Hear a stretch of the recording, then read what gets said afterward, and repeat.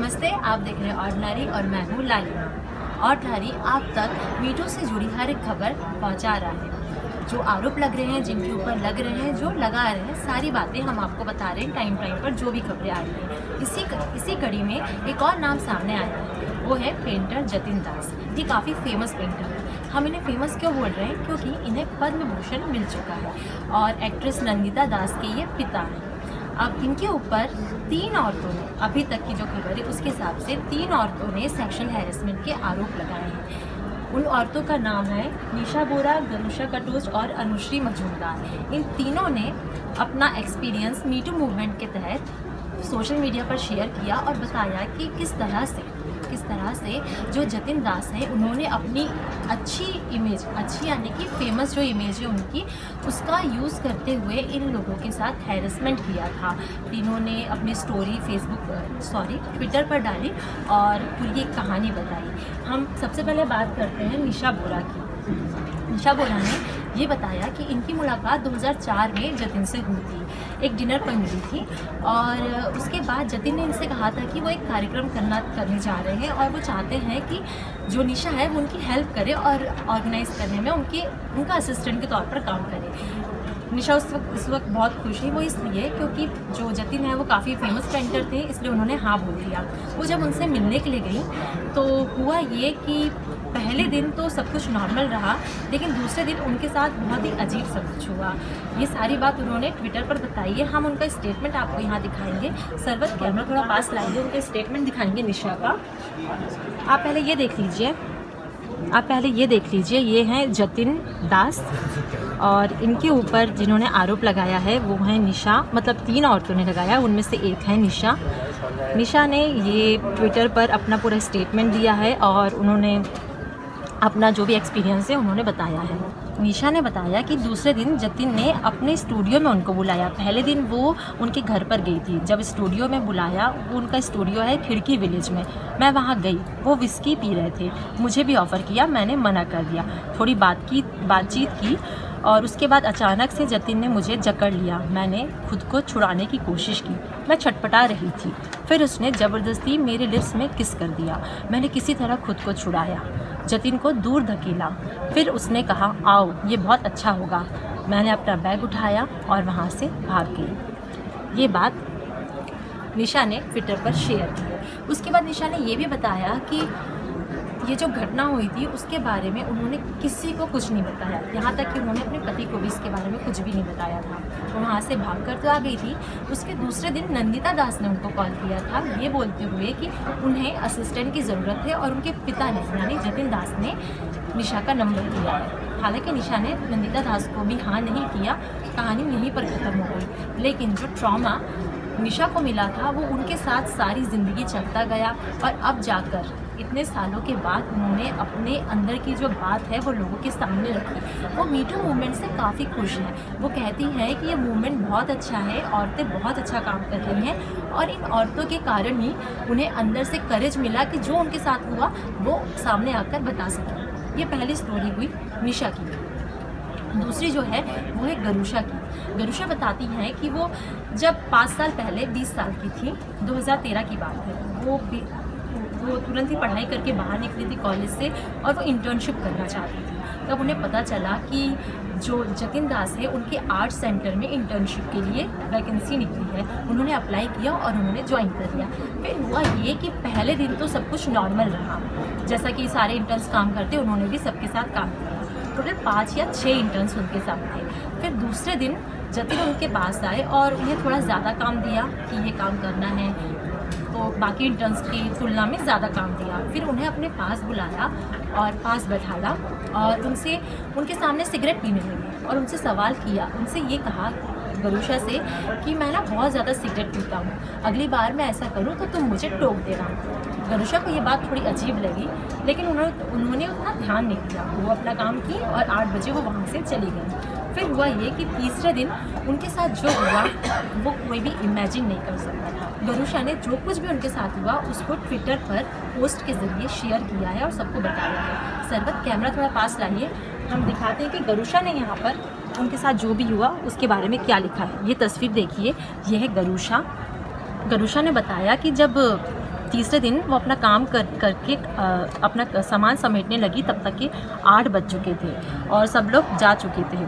जतिन बस वहाँ थे। जतिन उनके पास आए और उन्हें कहा कि वो उनके साथ स्टूडियो चलें ताकि वो स्टूडियो में जो भी उनके आर्ट का सामान रखा है, पेंटिंग रखी है, वो देख सके। पहले गरुशा ने मना कर दिया, लेकिन क्या हुआ कि जतिन थोड़ा उनको फोर्स करने लगे कि आप देखो करके, तो गरुशा उनके साथ चली गई। जब वो स्टूडियो में थी तब जतिन ने उनसे ये कहा कि आप एक काम क्यों नहीं करती हैं, आप कहाँ रहती है पहले ये बताइए। गरुशा ने बताया कि दिल्ली में वो कहाँ रहती है और कितना रेंट देती है। फिर जतिन ने ये कहा कि आप मेरे घर पर एक कमरा खाली है, आप वहाँ आकर रह लीजिए, आपके लिए सही रहेगा। यानी कि कमरा ऑफर किया कि आप वहाँ रहिए। गरुशा को ये बात थोड़ी अजीब लगी, लेकिन उन्होंने उस वक्त ध्यान नहीं दिया, उनको निकलने में काफ़ी लेट हो गया था। फिर जतिन ने उनसे कहा कि मैं आपको घर ड्रॉप कर दूँगा, आप मेरे साथ चलिए। यहाँ जतिन की एज उस टाइम पर 70 थी, 70 की उम्र थी और गरुशा सिर्फ 20 साल की लड़की थी और बहुत ही यंग थी। हुआ ये कि फिर बहुत ज़्यादा रात हो गई थी। उस टाइम पर ओला उबर भी उतना ज़्यादा नहीं चलता था और उसके 1 साल पहले ही दिल्ली में निर्भया केस हुआ था, तो वो भी काफ़ी डरती थी अकेले कहीं भी जाने आने में। तो वो उनकी बात मान गई और उनके साथ उनके कार में बैठ गई। फिर जतिन पहले उनको अपने घर लेकर गए, ये कहते हुए कि गरुशा जाके वो कमरा पहले देख ले कि वो कमरा है कैसा। गरुशा चाहती नहीं थी, लेकिन क्या करें, वो बैठ तो गई थी उनके साथ कार में, वो चली गई। उन्होंने कमरा एक झलक बस देखा और वो बाहर आ गई। फिर जतिन उनके पास आए, उनको गले लगा लिए और उनको किस करने की कोशिश की। गरुशा की आंखों में आंसू आ गए। जाहिर सी बात है, किसी भी लड़की की आंखों में आंसू आ ही जाएंगे इस तरीके की सिचुएशन अगर किसी के सामने हो। गरुशा ने लेकिन अपने आंसू रोक लिए। फिर वो ये वेट करने लगी कि जतिन कब उनको लेकर वापस जाएंगे ताकि वो अपने घर जा सके। वो अकेले गार्डन में खड़ी थी। जतिन उस वक्त वो कमरे का गेट लगा रहे थे। उनके पास आए और उनसे कहने लगे कि तुम बहुत स्पेशल हो, ये बहुत बड़ा संजोग है कि तुम और हम मिले और साथ में काम कर रहे हैं। तुम जब इस कमरे में रहने लगोगी तो हम साथ में ऑफिस जाएंगे, स्टूडियो जाएंगे, साथ में काम करेंगे। तुम राइटर बनना चाहती हो, मैं बहुत सारे लोगों से तुम्हें मिलवाऊँगा। फिर उसके बाद जतिन गरुशा के पैर की तरफ देखने लगे। उनके पैर में चप्पलें नहीं थी, वो इसलिए क्योंकि जतिन के घर और ऑफिस दोनों जगह पर ये रूल था कि जब भी कोई बंदा एंट्री करे तो चप्पलें बाहर उतार देता है। बहुत सारे घरों में ऐसा रूल होता है, जतिन के घर में भी था। इसलिए गरुशा ने अपनी चप्पलें उतार दी थी, उनका पैर खाली था। जतिन उनके पैर की तरफ देख कह रहे थे कि तुम्हें ठंडी लग रही होगी, मैं तुम्हारे लिए मोजे लेकर आता हूँ। वो अंदर गए, मोजे लेकर आए और उन्होंने खुद अपने हाथों से गरुशा को शॉक्स पहनाया। गरुशा को ये चीज़ बहुत ही अजीब लगी और उसी वक्त उन्होंने डिसाइड कर लिया कि अब मैं इंटर्नशिप छोड़ दूँगी। वो कार में बैठी और उस तरफ गई जहाँ पर उनका घर था। उन्होंने कार से उतरने के तुरंत बाद ही इंटर्नशिप छोड़ दी। वो बहुत रोई। इसके बारे में सारा जो भी उनके साथ हुआ वो सारा कुछ उन्होंने ट्विटर पर बताया कि किस तरह जतिन ने उन्हें मोलेस्ट किया, हैरेस किया। ये दूसरा केस था।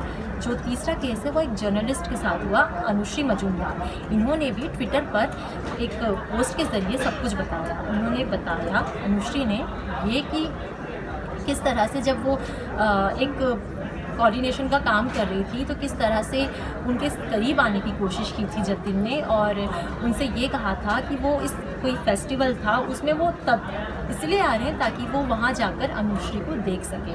कॉल पर ये सारी बात कही थी। अनुश्री को बहुत अजीब लगा। उसके बाद से उन्होंने जतिन का कॉल रिसीव करना बंद कर दिया। ये तीनों केस यानी कि तीनों महिलाओं के आरोप जो जतिन के ऊपर लगे हैं वो हमने आपको बताए।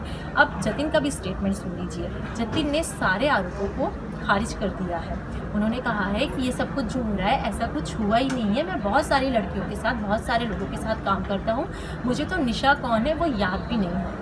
अब जतिन का तो स्टेटमेंट आ गया। उसके बाद नंदिता दास जो कि जतिन की बेटी है और जानी मानी एक्ट्रेस है और वो मीटू मूवमेंट को शुरू से लेकर अभी तक सपोर्ट कर रही हैं, उनका भी स्टेटमेंट इसमें आ गया है। नंदिता कहती है कि वो पहले भी इसे सपोर्ट कर रही थी और आगे भी करेंगी। सरवत कैमरा थोड़ा पास लाइए, हम दिखाते हैं कि यहाँ पर नंदिता का एग्जैक्टली स्टेटमेंट क्या है। ये है नंदिता दास। आपने इनको बहुत सारी मूवीज़ में देखा होगा। अभी हाल ही में इनकी मंटू मूवी आई थी।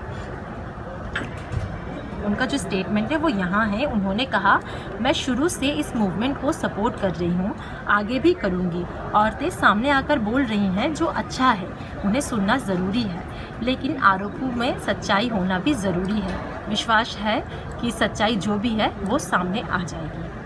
हमने यहाँ पर आपको इस पूरी कहानी के बारे में बताया। जो तीनों औरतें हैं उन्होंने क्या आरोप लगाया वो बताया, जतिन और नंदिता दोनों के स्टेटमेंट बताए। इस स्टोरी में जो भी अपडेट होगा वो हम आप तक समय पर पहुँचाएंगे और मीटू से रिलेटेड जो भी बातें होंगी वो भी आप तक समय पर पहुँचाएंगे। आपको हमारे ये वीडियो कैसा लगा हमें कमेंट सेक्शन में ज़रूर बताइएगा। अगर आप इसे फेसबुक पर देख रहे हैं तो हमारे फेसबुक पेज ऑर्डिनरी को लाइक कीजिएगा।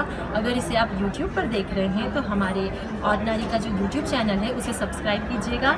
उसके साथ ही बगल में एक बेल आइकन बना होगा, उसे क्लिक कर दीजिएगा ताकि अगली बार जब भी कोई वीडियो हम डालें आप तक सबसे पहले पहुँचे।